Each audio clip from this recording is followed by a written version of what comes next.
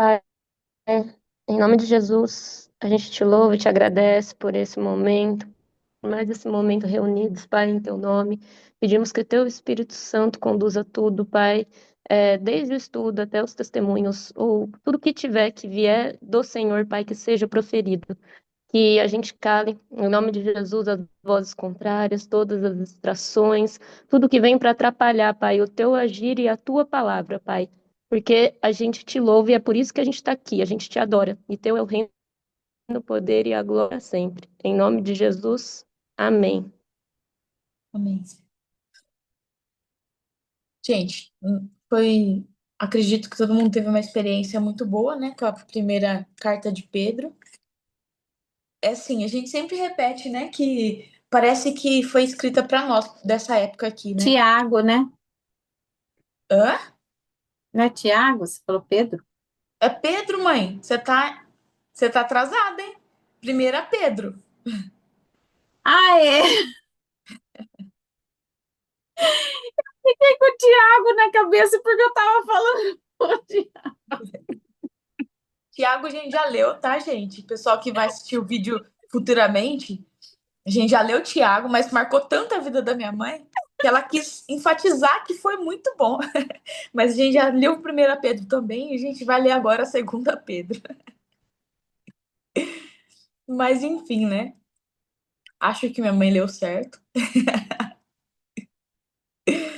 Beleza. E é muito louco, né? Assim, como que parece que foi escrito para nós mesmo, né? Eu fico lendo e falo, meu Deus, é muito atual. Parece que ele escreveu ontem isso, sabe?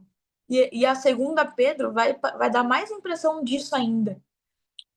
Porque vou contextualizar um pouquinho vocês do que a gente vai ter aí pela frente. Então, o autor foi o apóstolo Pedro, continua sendo, né? A segunda carta dele é provavelmente uma continuação da primeira, principalmente no capítulo 3. A gente consegue fazer uma referência que ela se trata de uma continuação. E qual que era a situação? A mesma, né? A perseguição externa continuava, só que agora o perigo era maior porque estava dentro da igreja, né? Então eram falsos profetas, doutrinas distorcidas e um viver relaxado quanto à fé. Gente, como isso é tão presente, tão real, né? Falsos profetas, doutrinas distorcidas e o relaxamento da fé, né? A gente vê isso acontecendo hoje, né? Então, assim, Deus é tão maravilhoso em nos ter deixado a Bíblia, porque é isso. A gente sempre lê e ela sempre é atual, né? Ela sempre, na verdade, ela é futura, né? Nem atual, né? Sempre, né? Foi escrita há tanto tempo e ela é sempre no futuro, assim. A gente vive o que já foi escrito há muito tempo atrás, né? E o tom da carta é um testamento espiritual, cheio de urgência também, né? Porque Pedro já sabia que ele estava próximo da morte dele. Então ele queria deixar um legado firme. Então essa carta tem esse senso de urgência, né? Então a intenção dela era fortalecer os cristãos na verdade, alertar contra os falsos profetas, né, os falsos mestres, relembrar a certeza da volta de Cristo e convocar uma vida santa. E quais são as lições aplicáveis para os nossos dias, né? A questão do crescimento espiritual, que ela é essencial, né? Tem o versículo da segunda Pedro, no capítulo 1, que fala assim: acrescentai a vossa fé a virtude, e a virtude o conhecimento. E ele vai discorrendo nessa linha, né? Então a vida cristã não é estática. A gente precisa crescer constantemente em caráter e maturidade. Isso é uma dinâmica que deve estar sempre ativa na nossa vida, né? Se a gente está inerte no crescimento espiritual, no conhecimento, algo não está certo. Essa questão da vida cristã não ser estática é uma verdade absoluta, né? Então a gente tem que sempre se autoexaminar e perceber. Se tem alguma coisa estagnada na nossa vida espiritual, tem algo errado. A gente não está alinhado com o que deveria ser, né? É um constante crescimento, amadurecimento e uma constante busca também, né? Matar a nossa própria carne todos os dias. Muitas vezes abrir mão do que a gente quer fazer em prol do que Cristo faria, né? Enfim, é nessa linha. A segunda aplicação seria o discernimento contra falsas doutrinas. Então, Pedro ele descreve os falsos mestres como exploradores gananciosos e manipuladores. É o que a gente vê hoje, né, acontecendo nas igrejas. O terceiro é a palavra profética, é luz em meio à escuridão. Então, tem um versículo no capítulo 1 ainda que fala assim, né? Temos muito firme a palavra dos profetas. E aí ele discorre nessa questão da gente guardar a palavra, né? E viver a palavra também. A quarta aplicação é a volta de Cristo é certa, apesar da demora aparente. Isso também é uma polêmica, né? Que a gente vira e mexe, é questionado por pessoas. Ah, mas tanto tempo assim, já falava que a volta ia ser breve, já passou tantos anos, né? Então a única coisa que a gente precisa ter é essa certeza que Cristo vai voltar. Quando? Ninguém sabe, ninguém mesmo. A Bíblia já fala isso. Não tem como prever, mas tem como a gente entender a época. E pelas evidências que a Bíblia deixa, a gente já está na época, né? Próximo das dores de parto, né? Então, rumores de guerras, enfim, tudo que tem acontecido são sinais dos fins dos tempos. A Bíblia já deixa claro. Então, a gente está como se fosse nas contrações ali do parto, né? Logo vai vir as dores de parto, então, realmente a luz, né? A vinda de Cristo. A quinta aplicação seria a santidade como estilo de vida. Isso, gente, é estilo de vida. É muito. Não é para ser uma regra. É assim, não sei quantos aqui fazem dietas, mas a dieta em si, para muitos é regra, né? Você tem que seguir um protocolo, uma regra, e isso não é sustentável. Mas quando você adere como estilo de vida, se torna sustentável. Você ajusta a sua rotina dentro do que você consegue cumprir e você não se preocupa mais em fazer uma dieta, porque aquilo se torna o seu estilo de vida, seu comportamento alimentar se torna um estilo de vida. E a mesma coisa é a santidade como estilo de vida. Quando a gente quer cumprir uma santidade como um protocolo, uma regra, não dá para, não é um estilo de vida, acaba sendo uma imposição, né, indireta. Mas quando a gente se adequa aos padrões de Cristo, desejando o que ele desejava, tendo a convivência com ele no conhecimento, a gente acaba sendo a média das pessoas que a gente mais convive. No caso, se a gente convive com ele, né, com pessoas que andam com ele, a gente vai ter esse estilo de vida também. Então é nesse sentido, a gente aderir esse estilo de vida cristão, né? E é muito louco, gente, porque a gente sim se torna a média das pessoas que a gente mais convive, por mais que a gente não queira. E eu tenho observado algumas coisas de como o ambiente que a gente está inserido influencia no nosso comportamento. Isso é preocupante, sabe? Que a gente possa ser vigilante e conseguir driblar as situações que a gente não tem controle, né? Para que a gente não venha aderir a um estilo de vida que não está alinhado com o que Deus espera de nós, né? E a sexta e última aplicação seria a finalidade da maturidade espiritual. Qual é a finalidade, né? Pedro ele termina a carta dizendo: crescei na graça e no conhecimento de nosso Senhor e Salvador Jesus Cristo, que está lá no capítulo 3. Então, o fim da jornada não é apenas saber, mas refletir Cristo em quem somos e no modo como vivemos. É pensar em todo momento, né? O que Jesus faria em meu lugar, né? Nem ser religiosos, porque isso daí não é o que Cristo fez, e nem ser muito liberais, porque também não foi o que Cristo fez. Ele veio para cumprir as escrituras, nem com religiosidade e nem com liberalismo, né? Então é com a verdade, né? Então é isso, a gente refletir Cristo em quem somos nós, né? E qual que é a virada de chave na carta de Pedro ali, né? Então, na primeira carta, Pedro mostra como suportar o sofrimento, e na segunda, ele mostra como permanecer firme diante da corrupção interna. É interno, ele vem trazendo uma coisa mais interna na segunda carta. E aí, como isso acontece hoje, sem Jesus fisicamente presente, né? Então, é pelo Espírito Santo, que nos dá discernimento contra os enganos. Por isso que eu falei que é uma busca todo santo dia. Para a gente ter o discernimento, a gente tem que convidar o Espírito Santo para participar do nosso dia. E aí, nas situações que vier durante o dia, ele vai nos ajudar com o discernimento que é necessário, né? pela palavra que permanece imutável até hoje, né? Mesmo quando tudo ao redor é confuso, na palavra a gente tem clareza. E na palavra tem resposta para qualquer situação, não importa qual ela seja, né? A gente tem exemplos de histórias, de tudo quanto é tipo de história. Eu falo que a Bíblia é uma enciclopédia de todos os assuntos, né? Costumo brincar que até receita tem na Bíblia. Porque lá no começo eles explicavam como que era para fazer os holocaustos, aí mandava pôr ervas amargas, azeite, não sei o quê. Então você vê ali, é um livro que tem tudo, né? Então a gente tem, para todas as situações, a gente tem ali uma resposta, né?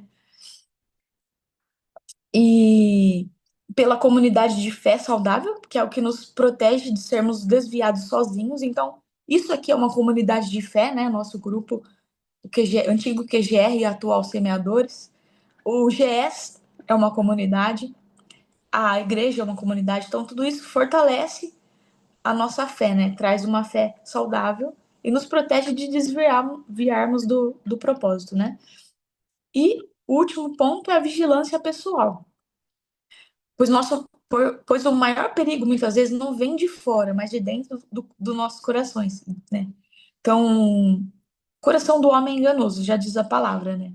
Então, muitas vezes, o maior perigo está dentro de nós, né? Então, fica uma reflexão nesse sentido. Em resumo disso tudo que eu falei, a segunda carta de Pedro, ela nos ensina que não basta começar bem, é preciso terminar bem. O evangelho é firme, mesmo que as pessoas tentem distorcê-lo. E Jesus voltará, e a forma correta de esperar é crescer em graça, conhecimento e santidade. Então, basicamente, se resume nesses três pilares aqui, segunda carta de Pedro.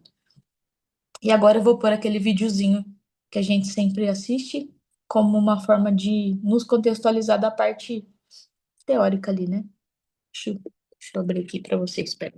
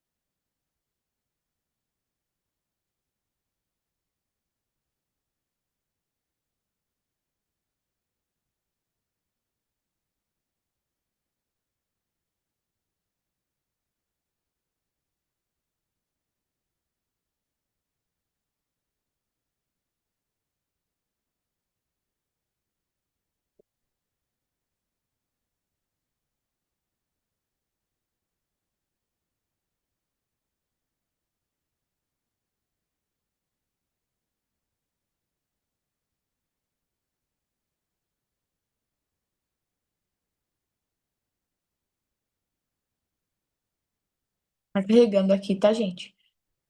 Acho que foi.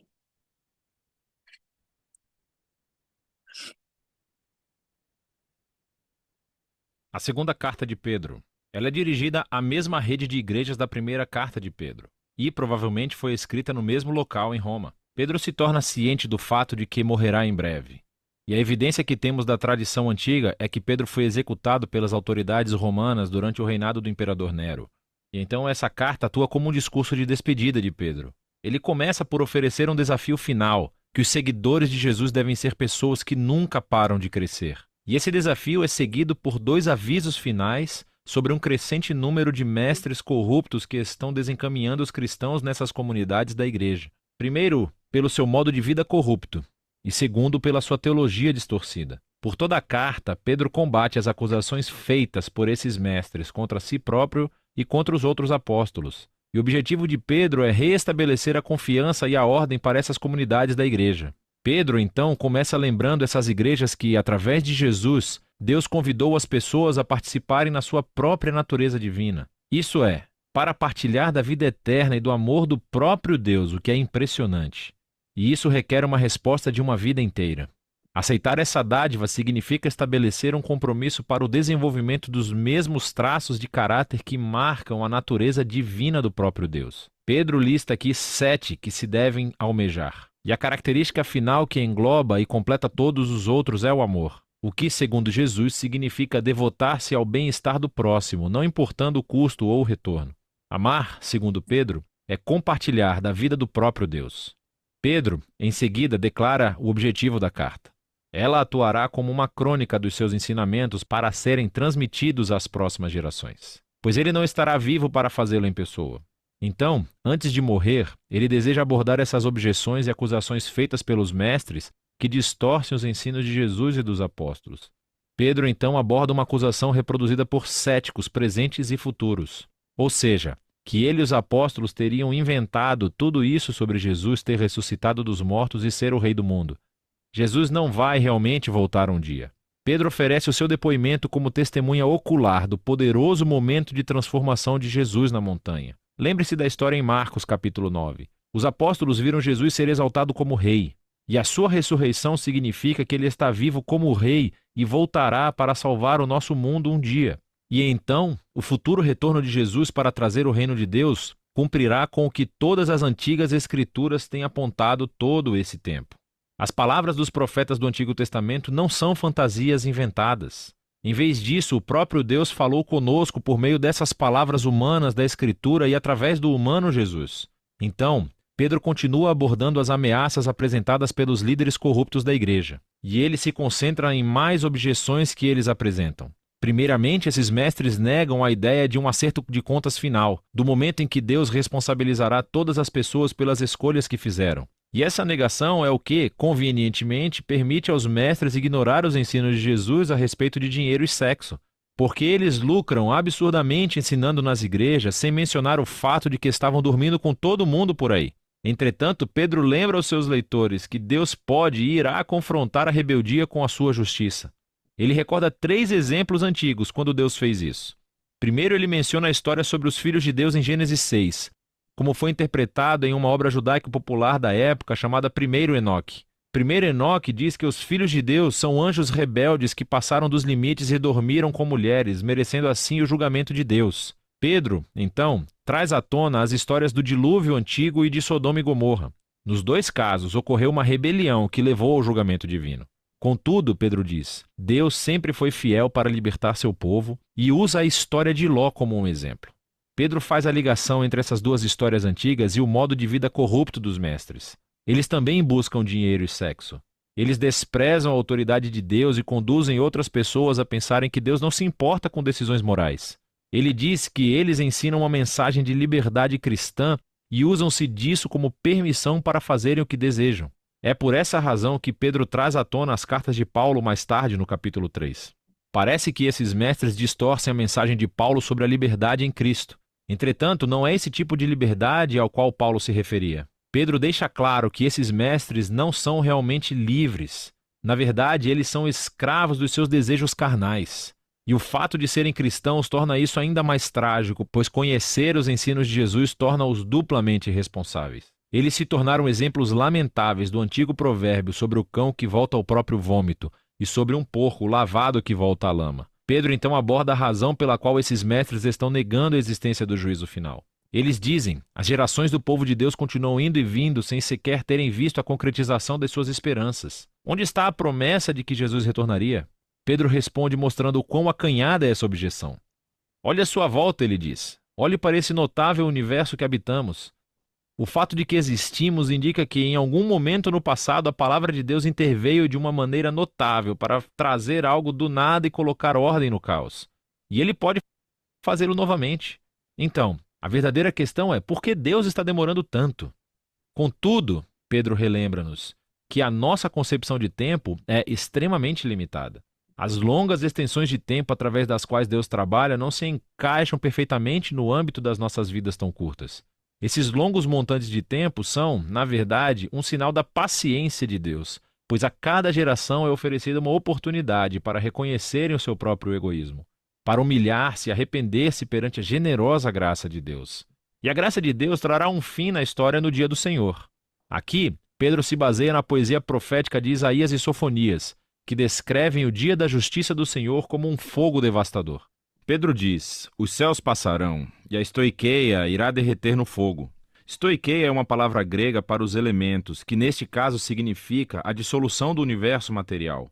Ou mais provavelmente se referia aos corpos celestes, em outras palavras, às estrelas. Esse é o significado dessa palavra em Isaías capítulo 34, de onde Pedro faz a citação. E nesse caso, esta frase é uma metáfora sobre o céu ser removido, por assim dizer, diante do Deus que vê tudo. E por isso Pedro diz que o dia do Senhor resultará na exposição da terra e de todas as suas obras. O objetivo final da justiça devastadora de Deus não é destruir o universo material. Pelo contrário, é expor o mal e a injustiça e removê-los, para que um novo céu e terra possam existir, mas dessa vez permeados de justiça. Cheios do amor de Deus e pessoas que conhecem o amor de Deus e amam seus próximos como a si mesmos. Pedro conclui dizendo: esta é a verdadeira esperança cristã que Jesus e os apóstolos têm anunciado, incluindo Paulo, cujos escritos podem ser mal interpretados se reproduzidos fora do contexto, mas todos os apóstolos estão de acordo. E assim, Pedro conclui o seu discurso sobre a igreja. Agora, o tom da segunda carta de Pedro parece bastante intenso, mas a sua paixão vem de uma sólida convicção de que Deus ama este mundo e está determinado a salvá-lo por meio de Jesus. Isso significa que o amor de Deus deve enfrentar e lidar com o pecado e a injustiça que arruinaram com seu mundo amado. E, em seu tempo, Deus o fará, revelando um novo futuro para a humanidade e para o próprio universo. E por isso, 2 Pedro oferece uma visão ampla e expansiva da esperança para todo o mundo e nos desafia a fazer uma avaliação das nossas vidas diárias. E é disso que se trata a segunda carta de Pedro.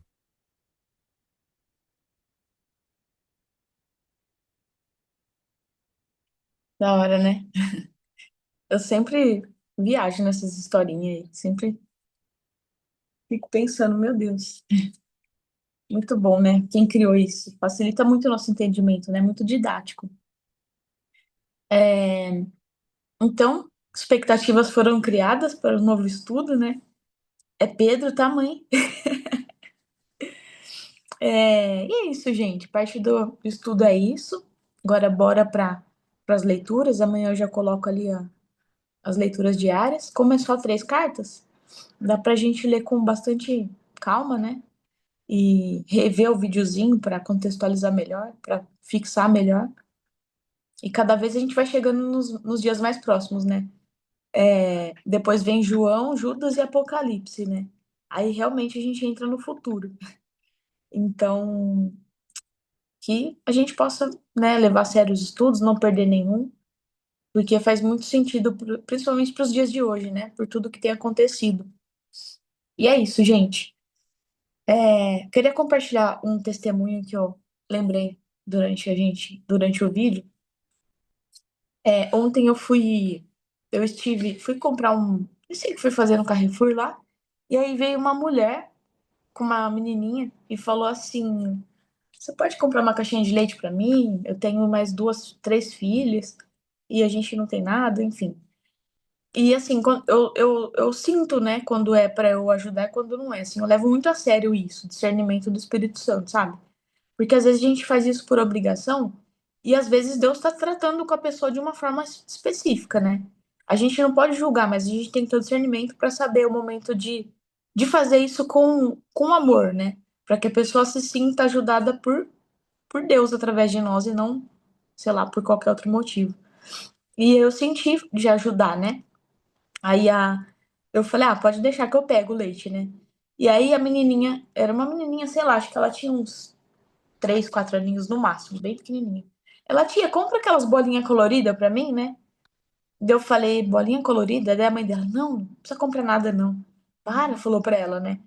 Aí eu falei, o que que é a bolinha colorida? Ela, ai, moça, não liga não. É que ela viu um menino lá, mas não liga não. Eu, não, mas o que que é? Você quer ir lá comigo pra me mostrar o que que é, né? Aí ela falou, compra, tia, por favor, compra, né? Aí a mãe dela falou, ela quer M&M's. Eu falei, tá. Beleza. Aí eu entrei no supermercado e falei, vou pegar o leite, o M&M's pra ela. Aí eu lembrei de quando eu era criança, né? E teve uma fase que a gente tava passando por uma dificuldade financeira, né? E às vezes minha avó, minha tia, o pessoal chegava com cesta básica lá pra nós, né? E eu e meus irmãos ficava feliz da vida pra abrir pra ver o que que tinha pra gente comer de diferente, né? Então, às vezes vinha bolacha recheada, a gente fazia festa, né? Às vezes vinha uma coisinha diferente, ou Danone, ou chocolate, o que seja, mas só de vir bolacha recheada, né? Biscoito, assim, a gente já ficava feliz da vida. Aí eu pensei, lembrei disso, falei, nossa, imagina essa criançada recebendo umas coisinhas diferentes, né? E eu senti no coração, eu falei, vou dar algumas coisas. Só que eu sou assim, né? Às vezes, extrapolo. Eu me empolgo tanto que vou fazendo até o que eu não tenho condições de fazer, né? E aí, no supermercado, eu falei, Espírito Santo, me ajuda pra eu não ser hipócrita também, né? E não fazer não meter os pés pelas mãos. Então, eu ia passando no corredor, o Espírito Santo me tocava de pegar algumas coisas ali pra dar pra eles, né? Coisas que talvez durariam mais tempo por conta de fome, coisas que as crianças iam gostar, coisa que a mãe poderia comer também. E foi indo, né? Aí eu pensei, acho que vai dar uns R$ 150 essa compra, né? Eu tinha ido pra comprar uma coisa só pra mim e fui com mais 4 sacolas pra elas, né? E aí, chegando no caixa, deu R$ 50 tudo. Eu fiquei chocada. Porque eu falei, meu, se você compra 2 coisas no supermercado, já dá isso, né? E eu consegui comprar o M&M's que elas queriam, bolacha, um monte de coisa, assim. Os 2 caixas de leite, enfim. E aí na hora que eu saí da porta do supermercado, a menininha veio correndo ao meu encontro. Falou, tia, você comprou? Você comprou? Eu fiquei pensando, imagina se eu não comprasse, né? Esse bendito desse M&M's pra essa menina. Acho que ela ia ficar doente, né? E aí na hora que eu tava passando no caixa, eu lembrei também de falar pra ela do Mercado Solidário, né? Porque eu percebi que ela ficou meio envergonhada ali de pedir, sabe? Envergonhada da menina pedir o M&M's pra mim também. E aí é uma forma da pessoa não precisar pedir, né? E fazer isso com dignidade, né? Que a igreja proporciona. Então eu falei com ela, expliquei mais ou menos onde era a igreja e espero que ela vá lá procurar, né? Mas aí a gente vê a importância do mercado solidário, né? E esse testemunho é mais para incentivar aqui a gente a ajudar lá no mercado solidário, porque esse ato que Deus me permitiu fazer ali me preencheu tanto, me foi tão gratificante, né? E a gente pode fazer isso não necessariamente um por um, né? Mas a gente levando o alimento ali, a igreja acessa muitas pessoas que a gente não tem acesso, né? Então a gente pode fazer isso ali, ajudando a comunidade, levando os alimentos que a gente tem para levar todos os meses. Então é isso. Um testemunho que eu acho que abençoei a vida de alguém, né? Mas eu saí muito abençoada por lembrar que eu passei por uma situação como essa. Deus sempre levantou pessoas para nunca deixar a gente passar, sentir falta de nada, como até um simples biscoito recheado. E é isso, gente. Foi uma experiência muito boa. Alguém quer contar alguma coisa? Pedir oração para alguma coisa? Essa semana eu tinha ultrassom para fazer do ombro, né? Daquela dor, acho que eu comentei com algumas pessoas. Uhum. E aí, Deus é tão bom. Eu fiz de manhã, à tarde já tinha o resultado, já marquei fisioterapeuta e já comecei na segunda mesmo. Aí eu fico pensando, né? Nossa, tanta gente reclama, né? Não tem um plano, ou então não consegue, a consulta é daqui não sei quanto tempo, aí depois você tem o resultado, aí depois tem que ficar esperando e tudo mais. E Deus foi tão bom que eu já comecei a fisioterapia, que vai ser de segunda e quinta. E, mas graças a Deus, assim, é uma tende alguma coisa, não é tendinite, é tendiopatia, sei lá, sei lá o nome. Mas eu creio que vai melhorar, já melhorou uns 80% desde segunda. Continuar olhando pela NAST também. Acho que é isso, assim, de pedidos e agradecimento, né? Uhum. Quero pedir que continuem orando pela Yasmin, né? Que ela mais uma noite no hospital e hoje é aniversário dela. Está sendo bem difícil para a Paty também, orar pela mãe, né? Pela Paty também. E a Laura, minha nora, que eu acabei de falar com ela disse que tá, né? Que ela tá com enjoo, só fica vomitando, mas que hoje ela, graças a Deus, parou com os enjoos, mas deu uma infecção na urina e ela também teve um pequeno sangramento. Então, também para orar por ela, continuar orando. Mais alguém, gente?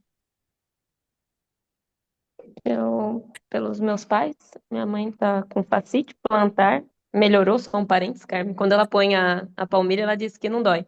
Aí ela tira, começa a doer. E já faz um tempinho, ela, tipo, depois que torceu o pé e tal, aí agora tá com essa fascite, já faz uns meses mancando. E o meu pai, com a questão da coluna dele, agora, tipo, tá com dormência perto do nariz e tal. Eu vou marcar um neuro pra ele, mas ele já foi em vários, né? Enfim, a questão da coluna que já acompanha ele desde da juventude mesmo.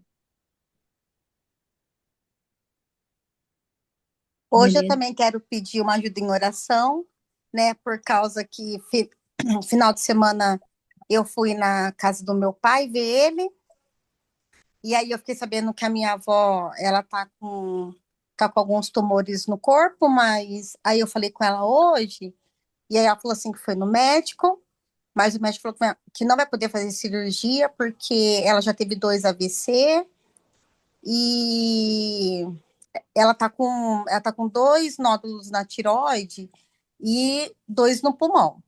Não, 3 na tiroide e 2 no pulmão.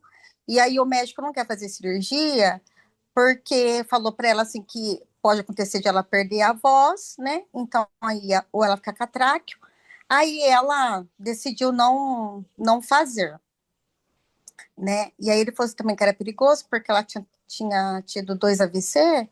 Então aí eu quero só pedir oração, né?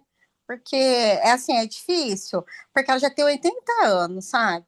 E aí é que o Senhor, né, faça a vontade dele e não a nós, né? É isso. Qual o nome dela, Rê? Minha avó chama Conceição.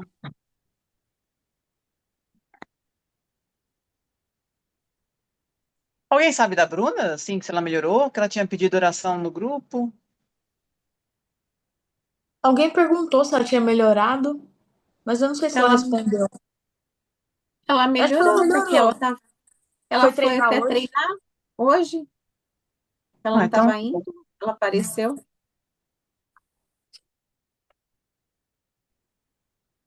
Bora orar então?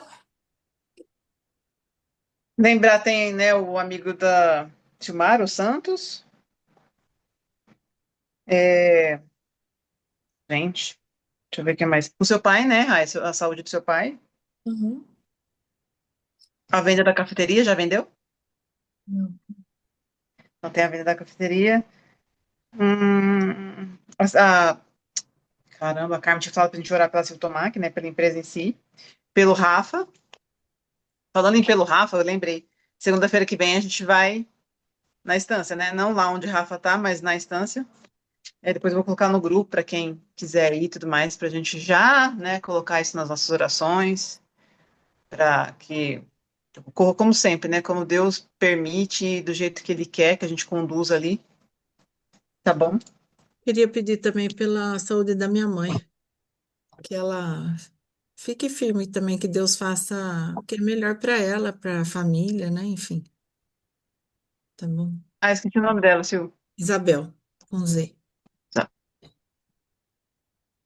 Obrigada.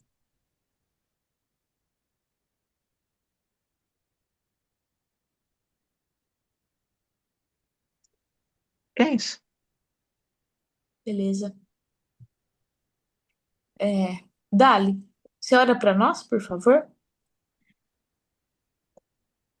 Oro, mas não vou lembrar o nome de todo mundo, porque eu não Não, marquei. a Sol já falou. Aí você pode orar geral.